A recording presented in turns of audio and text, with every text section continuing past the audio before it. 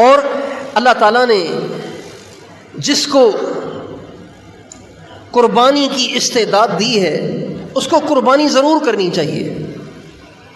بعض لوگ ایسے سمجھتے ہیں کہ سارے گھر کی طرف سے ایک قربانی، یہ ٹھیک نہیں ہے۔ بھائی گھر کے اندر اگر 10 بالغ افراد ہیں، ایک آدمی نماز پڑھ لے گا تو سب کی طرف سے نماز ہو جائے گی کیا؟ کیسے ہوگی بھائی؟ ہر ایک کو الگ نماز پڑھنی ہے۔ اسی طرح جو صاحب نصاب ہے، جس کے پاس 52.5 تولہ چاندی کے پیسے موجود ہیں، اس کو تو قربانی کرنی ہے، اس کو تو قربانی کرنی ہے۔ یہ نہیں دیکھنا کہ مہنگائی ہو گئی ہے، یہ نہیں دیکھنا کہ جانور بڑے مہنگے ہیں، یہ نہیں دیکھنا، بلکہ قربانی کرنی ہے۔ اور قربانی کے تو اتنے فضائل ہیں، اگر ہمیں اس کی حقیقت معلوم ہو جائے، اگر ہماری نظروں میں آخرت کی اور جنت کی اور نیکی کی اہمیت ہو، تو اللہ کی قسم لوگ قرضے لے کر بھی قربانیاں کریں۔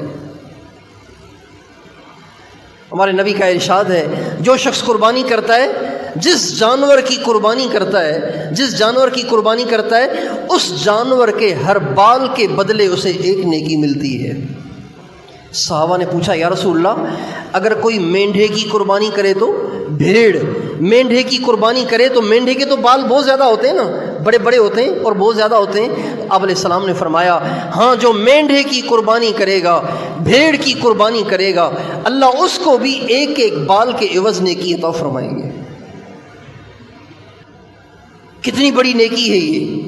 اتنی ساری نیکیاں زندگی میں کون کمائے گا؟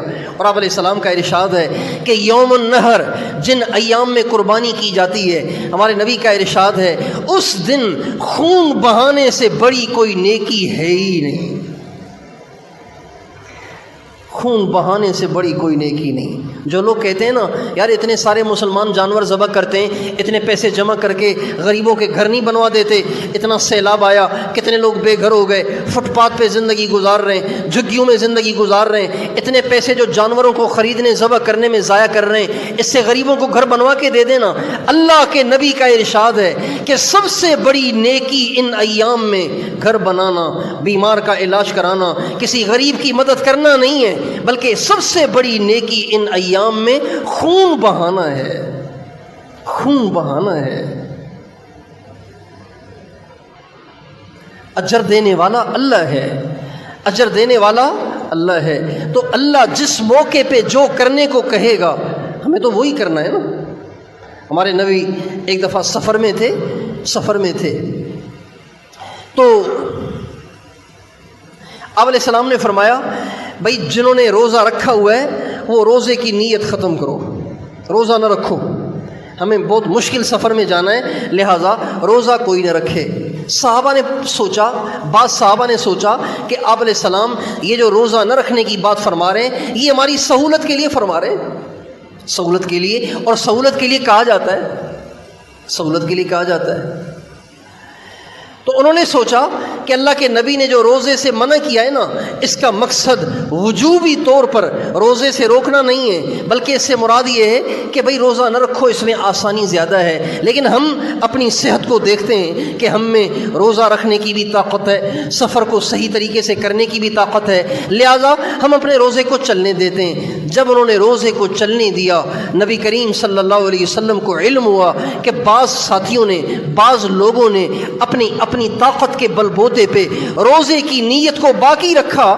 آپ نے فرمایا ان سب نے میری نافرمانی کی جنہوں نے روزے کی نیت کی۔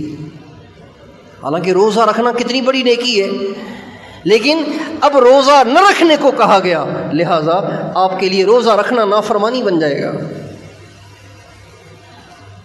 حج کے موقع پہ حجاج کرام 9 ذی الحجہ کو عرفات میں گزارتے ہیں، 9 ذی الحجہ کا دن عرفات میں گزارتے ہیں، غروب آفتاب تک دعا کرتے ہیں، ذکر کرتے ہیں، تلاوت کرتے ہیں، تسبیح پڑھتے ہیں غروب آفتاب تک۔ ہمارے ہاں حکم یہ ہے کہ جب سورج غروب ہو جائے تو مغرب کی نماز پڑھنے میں جلدی کرو، اس میں تاخیر نہ کرو۔ اس لیے آپ نے دیکھا ہوگا ہماری مسجدوں میں ادھر اذان ادھر نماز، باقی نمازوں میں ایسے نہیں ہوتا، اذان ہوتی ہے 20 منٹ کے بعد جماعت ہوتی ہے، لیکن مغرب کی نماز میں اذان اور نماز نماز ساتھ ساتھ، اس لیے کہ اللہ کے نبی کا حکم ہے کہ تاخیر نہیں کرنی۔ لیکن حجاج کرام جب عرفات کے میدان میں صبح سے لے کے دعاؤں میں لگے ہوئے ہیں، عبادت میں لگے ہوئے ہیں، اب جب سورج غروب ہوتا ہے تو ان کو حکم ہے کہ آپ نے مغرب نہیں پڑھنی۔ ساری زندگی تو اذان ہوتے ہی مغرب پڑھنی تھی، سورج کے ڈوبتے ہی مغرب پڑھنی تھی، لیکن آج ہم اس کے خلاف حکم دیتے ہیں۔ چنانچہ حجاج کرام کو حکم ہے کہ سورج کے ڈوبتے ہی مغرب پڑھنے کی بجائے مزدلفہ کی طرف چلنا شروع کریں، اور مزدلفہ بھی کافی فاصلے پہ ہے۔ چلتے چلتے چلتے چلتے راستے میں ہی مغرب کا ٹائم نکل جاتا ہے، عشاء کا ٹائم داخل ہو جاتا ہے، اور عشاء بھی تاخیر ہو جاتی ہے۔ جب رات کو دیر سے 10 ساڑھے 10 بجے حجاج کرام مزدلفہ میں پہنچتے ہیں، اب اللہ کا حکم ہے پہلے اذان دو، مغرب کی نماز پڑھو، پھر اس کے بعد اذان دو، عشاء کی نماز پڑھو۔ دونوں نمازیں ساتھ ساتھ پڑھنے کو کہا گیا، حالانکہ عام ایام میں ہمارے نبی کا ارشاد ہے جس نے دو نمازوں کو جمع کیا اس نے ایک بہت بڑا گناہ کیا۔ تو نیکی وہ نہیں ہے جو میری آپ کی سمجھ میں آئے، نیکی وہ ہے جس کے کرنے کا اللہ کہے۔ اس لیے خون بہانے سے بڑی ان ایام میں کوئی نیکی نہیں ہے۔ خون بہانا ہے، جانور ذبح کرنا ہے۔ اللہ تعالیٰ جتنی توفیق دے، بکری ہو، بکرا ہو، مینڈا ہو،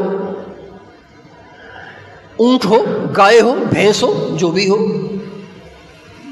اور پھر ان ایام میں ہر ایک کو اس کی کوشش کرنی چاہیے کہ میں ضرور قربانی کروں، چاہے غریبی ہو۔ بہت سے کام ایسے جس کو غریب افورڈ نہیں کر سکتا لیکن غریب کرتے ہیں، ادھر ادھر سے کر کے بھی کرتے ہیں، اس لیے کہ ان کی نظروں میں اہمیت ہے۔ غریبوں کی شادیاں بھی تو مالداروں کی طرح سے ہوتی ہیں کہ نہیں ہوتی؟ غریب بھی تو قرضے لے کے شادیاں کرتے ہیں کہ نہیں کرتے ہیں؟ کتنے سارے فنکشن، کتنی ساری تقریبات اور کتنے سارے مواقع میں پانی کی طرح پیسہ بہایا جاتا ہے، حالانکہ اگلا غریب ہے، لیکن دیکھتے ہیں کہ دنیا کر رہی ہے لہذا ہم بھی کریں گے۔ تو بھائیو، اس میں بھی ہم کوشش کریں کہ قربانی کے ایام میں ہر غریب سے غریب مسلمان بھی قربانی کرنے کی کوشش کرے، اس لیے کہ بہت بڑی نیکی ہے۔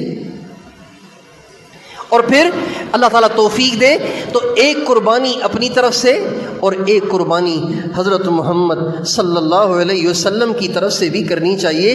ہمارے نبی ہمیشہ جب قربانی کرتے تھے تو ایک قربانی اپنی امت کی طرف سے کرتے تھے۔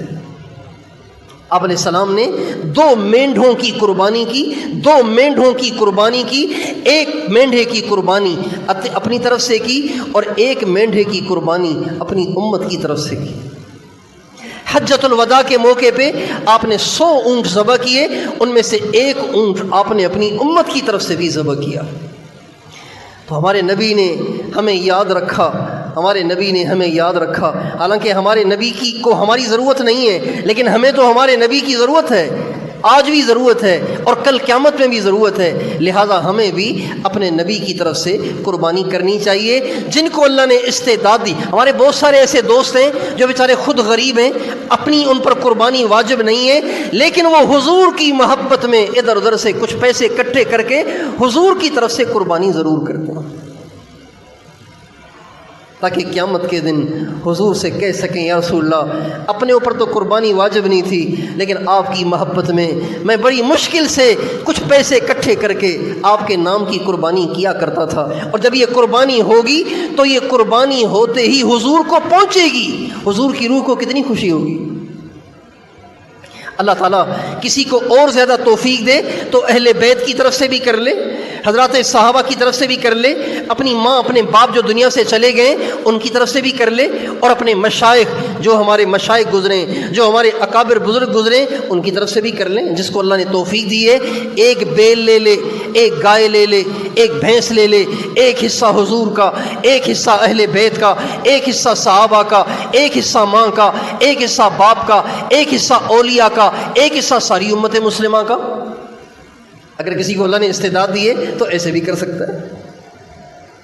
تو بھئی کیا خیال ہے قربانی کے موقع پر انشاءاللہ ان ساری باتوں کو مد نظر رکھیں گے نا، اور ان ایام کو قیمتی بنائیں گے نا انشاءاللہ، ان ایام میں زیادہ سے زیادہ نیکیاں کرنے کی کوشش کریں۔ اللہ تعالیٰ مجھے اور آپ کو ان تمام باتوں پر عمل کرنے کی توفیق عطا فرمائے، اور جو کوتاہیاں رہ گئی ہیں اس کی تلافی کرنے کی توفیق عطا فرمائے۔